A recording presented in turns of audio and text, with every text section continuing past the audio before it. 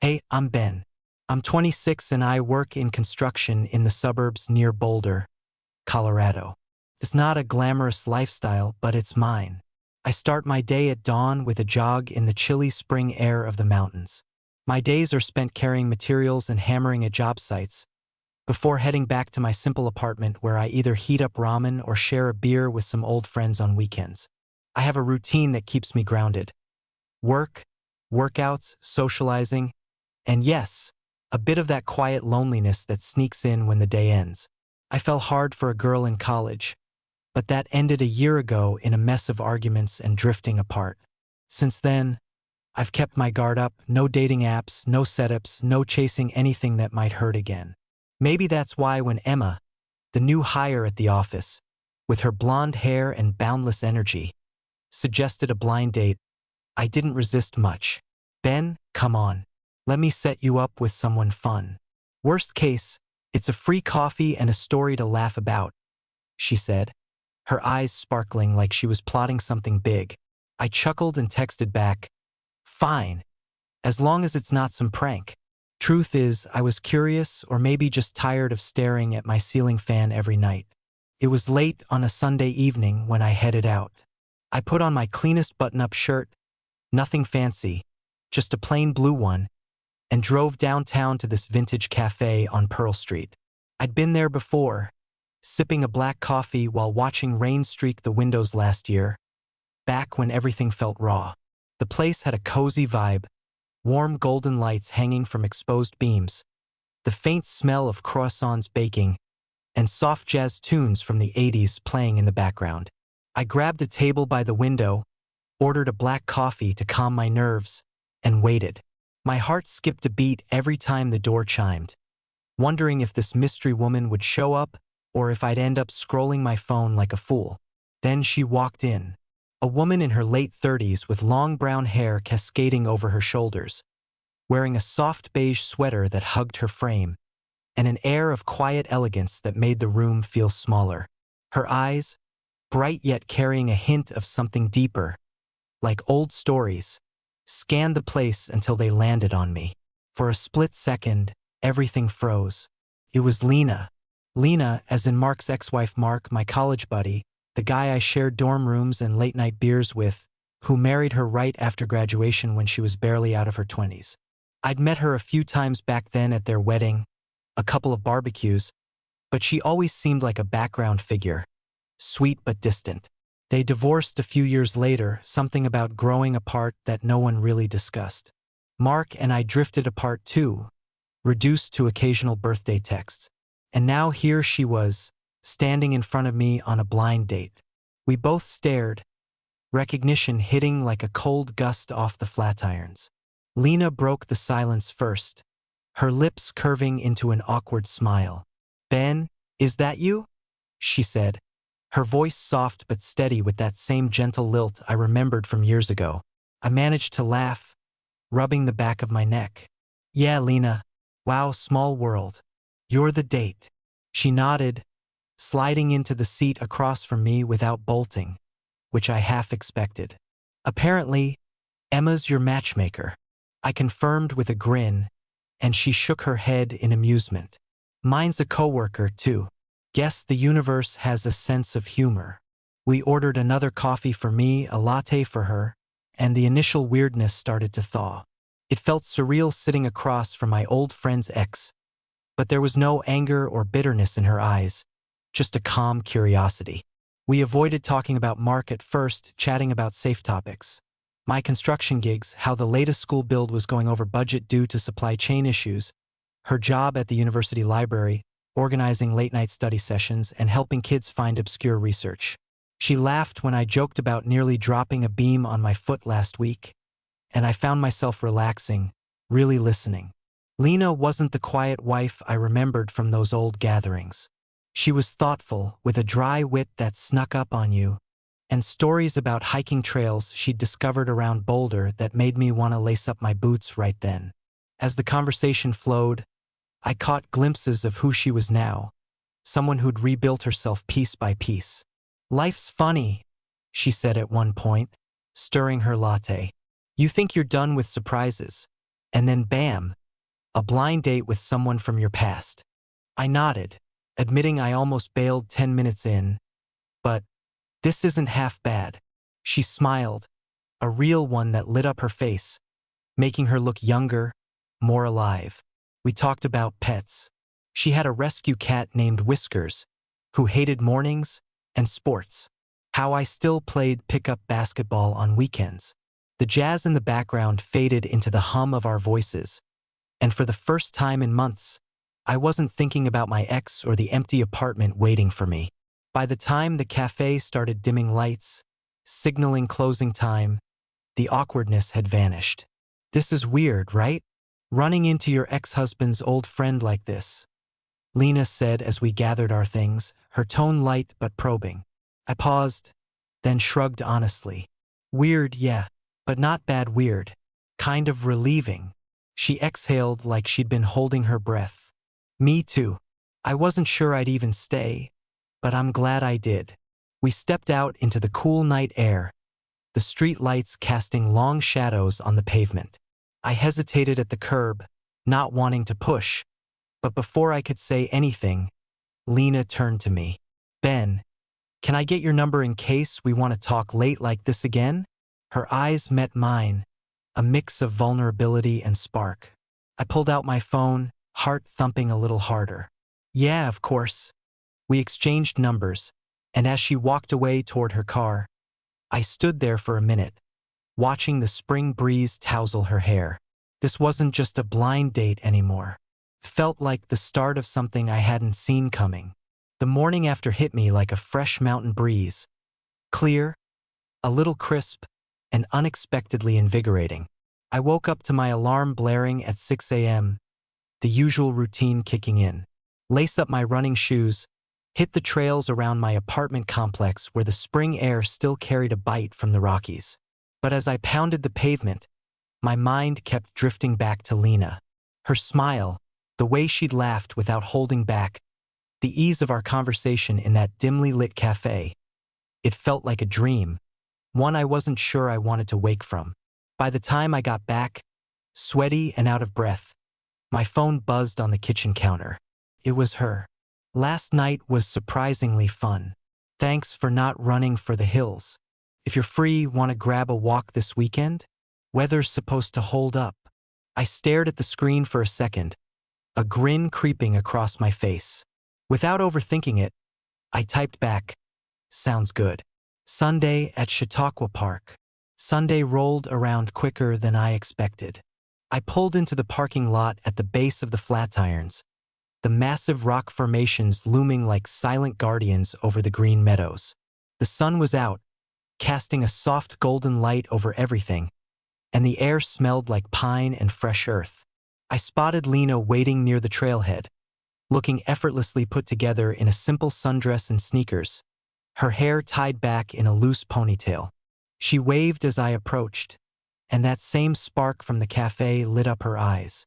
Hey, you made it, she said, falling into step beside me as we started up the path.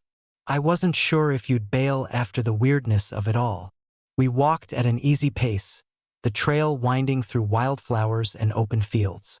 Conversation flowed naturally at first, light stuff like how I'd spent the week wrestling with the delayed shipment of rebar at the job site, or how she was organizing a workshop for undergrads on archival research at the university library. It's rewarding, she said, stepping over a root. Seeing these kids light up when they find some obscure document that ties everything together makes the late nights worth it. I nodded, sharing a story about the school project I was on, how we were framing out the gymnasium, and I'd caught a kid from the neighborhood peeking through the fence, wide-eyed at the progress. Felt good, talking shop without any pressure. But as the path leveled out and we found a bench overlooking the valley, things shifted deeper. I glanced at her, the wind tousling a strand of her hair. Lena, how have you been really since everything? She sat down, her gaze drifting to the horizon, and for a moment I wondered if I'd pushed too far. But then she sighed, a soft, reflective sound. You mean since the divorce? Honestly, Ben, it's been a journey. People see it as a failure, right? Like you messed up the one thing you're supposed to get right.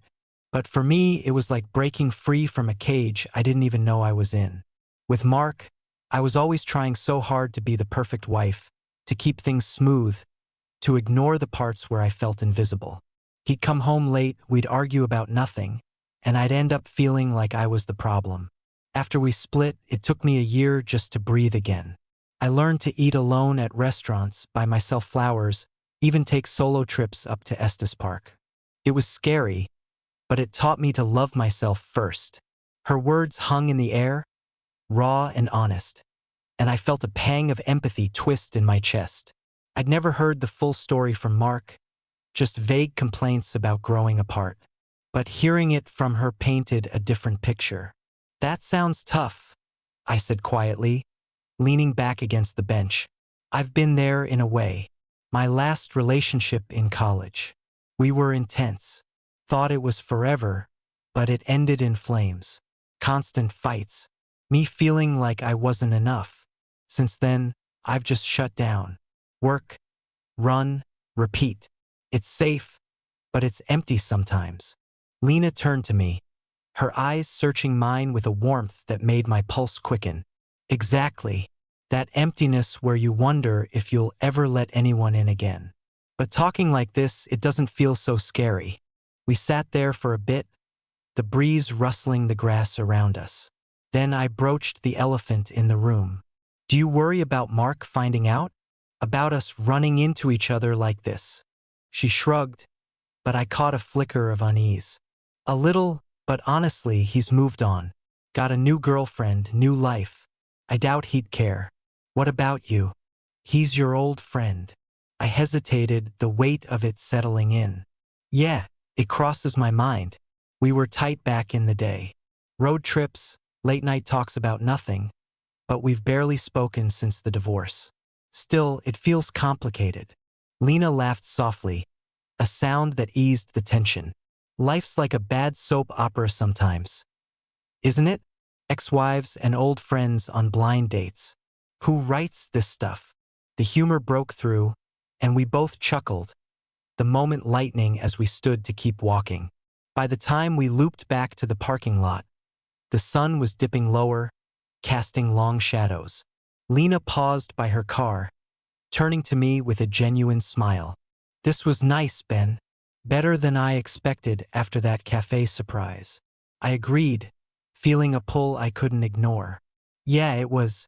Let's do it again sometime." She nodded, and as she drove off, I lingered there, replaying our talk. The past with Mark loomed larger now, a shadow I knew I'd have to face. But for the first time, it didn't scare me off. It just made me want to see her more. After that park walk, things with Lena started picking up in a way that felt natural, almost inevitable. I'd text her midweek about a new cafe I'd heard about down by the Boulder Creek, and she'd reply with a quick, "I'm in."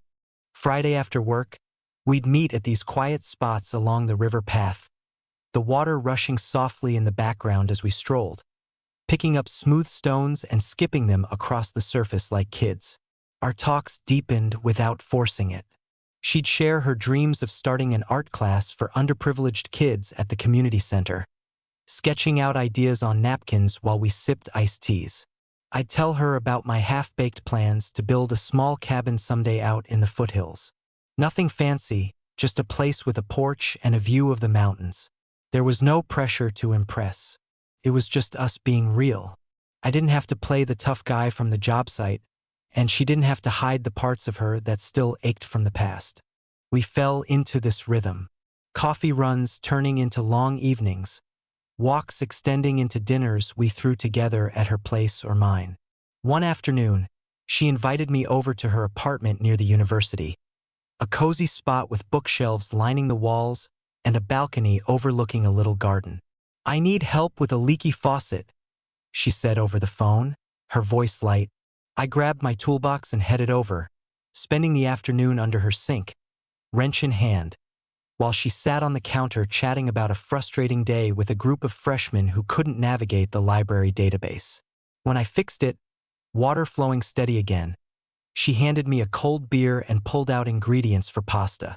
We cooked side by side, me chopping garlic, her stirring the sauce, and ended up eating on her couch, plates balanced on our laps, watching an old copy of Forrest Gump she dug out from her collection. The movie played on and we laughed at the same parts, quoting lines back and forth.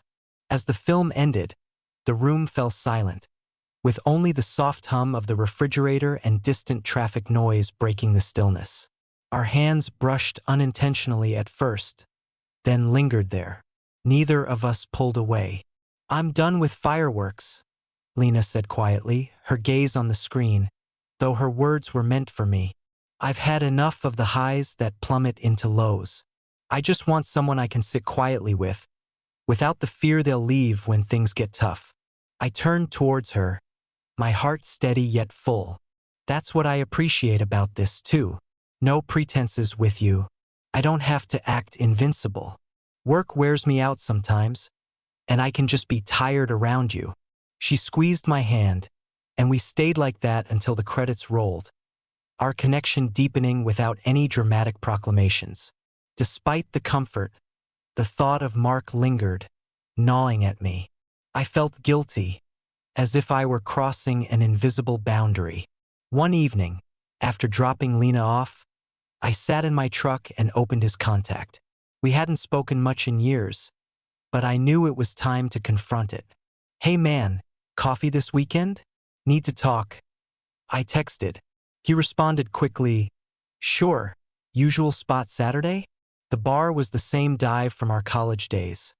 Sticky floors, neon lights flickering over pool tables.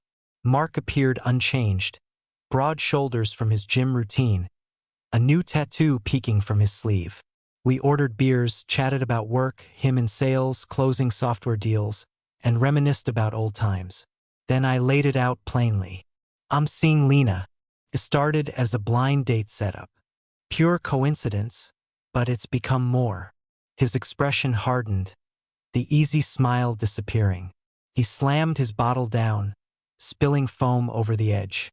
"You're joking, right? Lena, my ex-wife. Lena, seriously, Ben? You know our history. You were at the wedding. For crying out loud." I kept my voice calm, meeting his gaze. "I know, and that's why I'm telling you now. This isn't about sneaking around. We met, talked, and it just felt right. She's different now, Mark. Happier, I think." He leaned forward, gripping the bottle tightly. "Different? You have no idea what she put me through. The fights, the coldness, the way she shut down. She's good at pulling you in, but wait till the shine wears off. You'll be like me, wondering what went wrong." Anger flared in me, but I controlled it. "This isn't about you or the past. It's about us now. I respect our friendship, but I'm not walking away from something real just because it's complicated." The argument escalated, him calling me a traitor, me insisting I was being honest. He stood abruptly, tossing cash on the table. "Do what you want, man, but don't come crying when it falls apart." He stormed out, leaving me with my half-empty beer and a knot in my stomach. Driving home, I replayed the conversation, questioning if I just burned an old friendship for something new and uncertain. But deep down, I knew it was the only way forward. When I got to my apartment, Lena was waiting. I had texted her about the meeting. She opened the door before I even knocked, her face etched with concern. "How did it go?" I sank onto the couch, rubbing my temples. "Not well. He was angry, called me a backstabber, warned me you'd break my heart like you did his."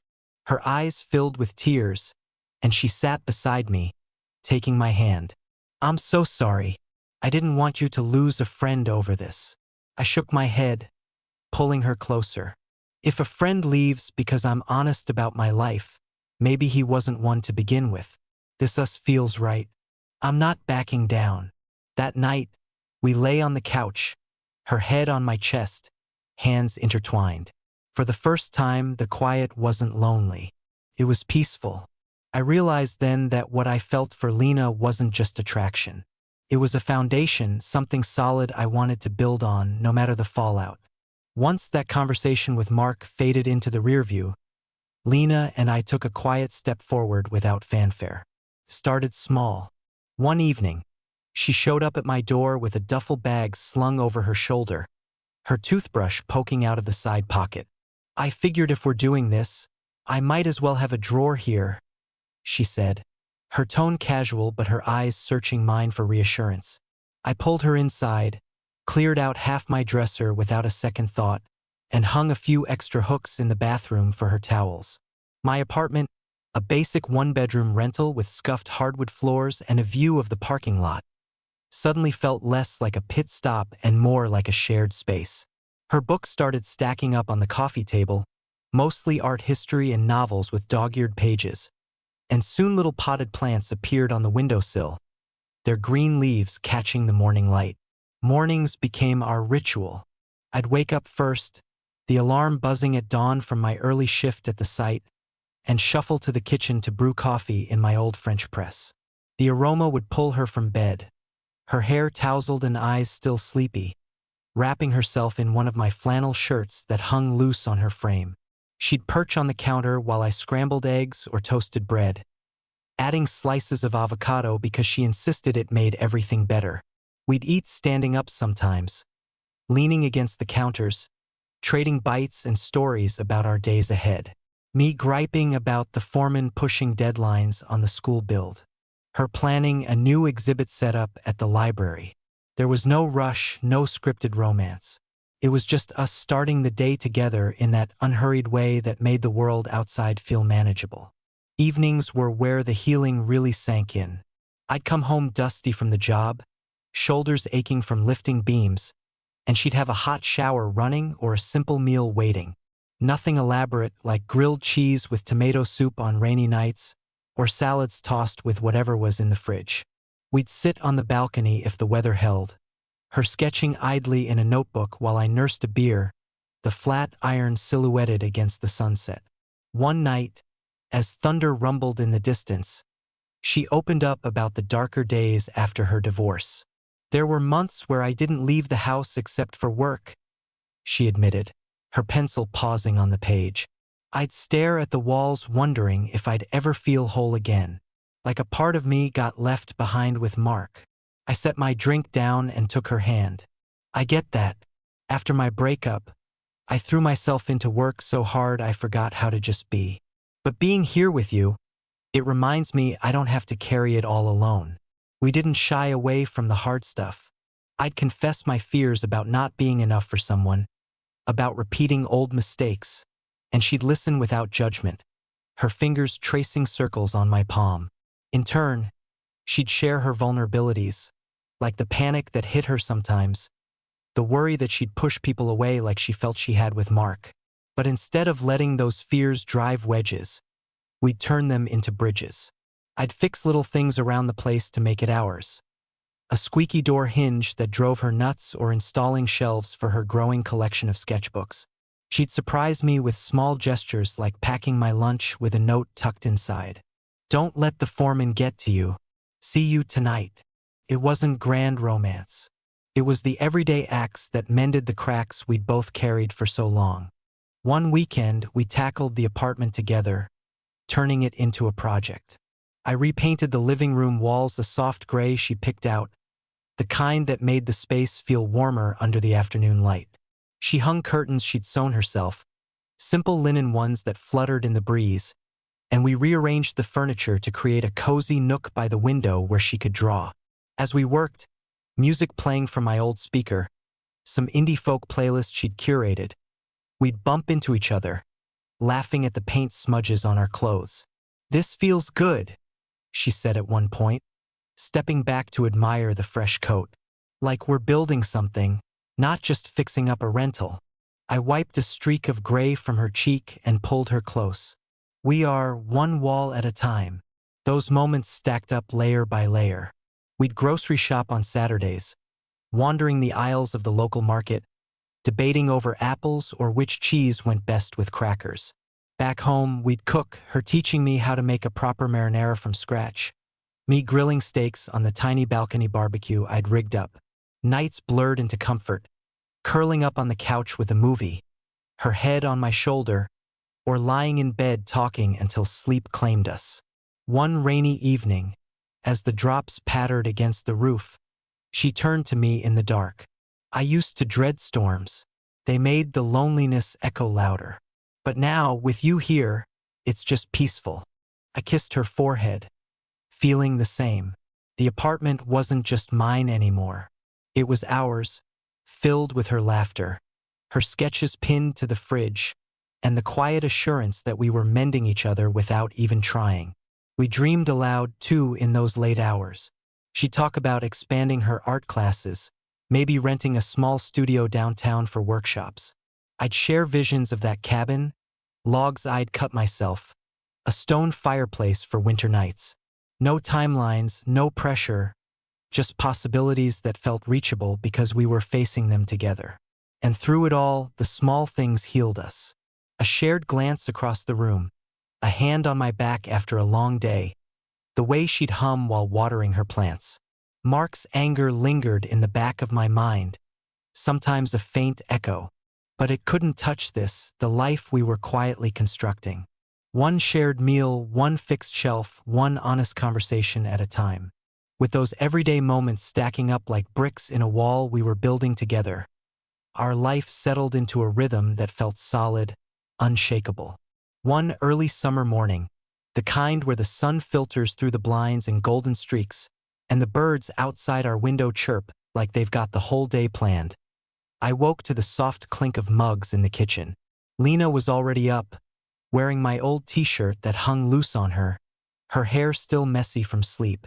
She stood by the counter, pouring coffee into our mismatched cups, the one with the chip from my college days and the floral one she'd brought over. The aroma filled the apartment, mixing with the faint scent of her lavender shampoo. She turned as I shuffled in, smiling that soft, unguarded way she did only in these quiet hours.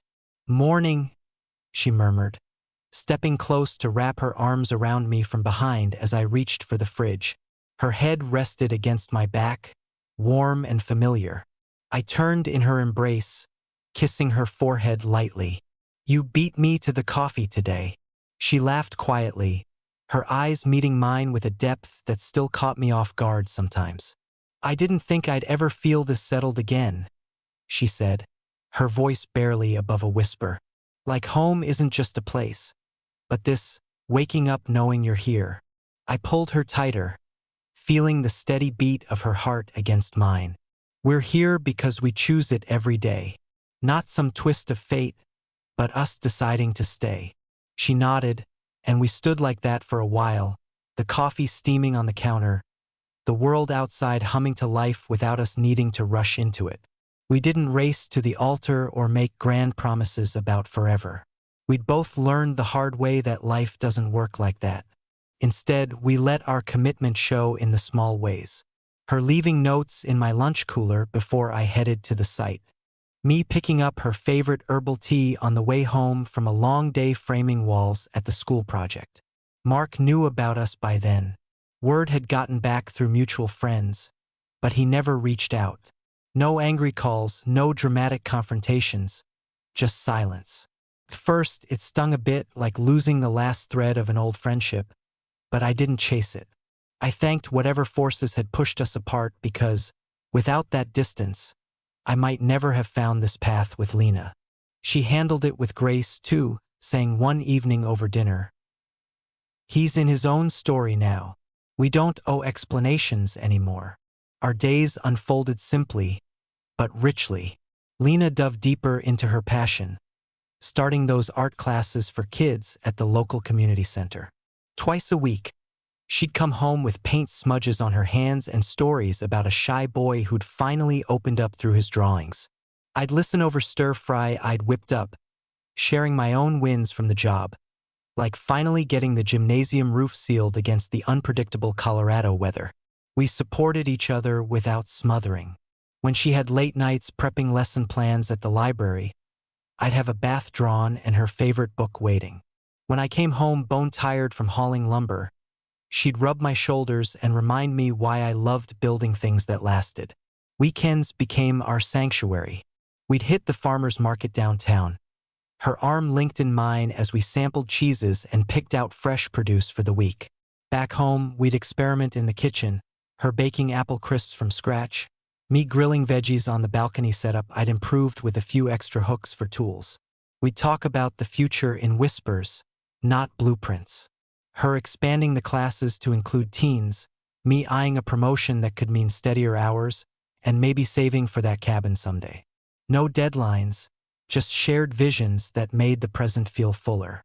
And in quieter moments, like rainy afternoons spent with books or puzzles, I'd catch her gaze, seeing something new in it that I hadn't noticed before. "We've come a long way from that awkward cafe," she'd say, and I'd pull her close, grateful for every step. Looking back, I could have never imagined that a blind date might so profoundly alter my life. Yet, Lena's return wasn't some cruel twist of fate. It was an opportunity to heal, to grow, to love anew with the wisdom gained from past scars. We forgave the past, including Mark's part in it, as well as our own mistakes and the grievances we had borne alone. Instead, we chose each other every day, through shared morning coffees, fixing leaky faucets, and enduring silent storms. One evening, sitting on the balcony, she was painting the sunset while I read beside her. Our hands intertwined without a word, and I realized, this was it. Not the eternity promised by vows,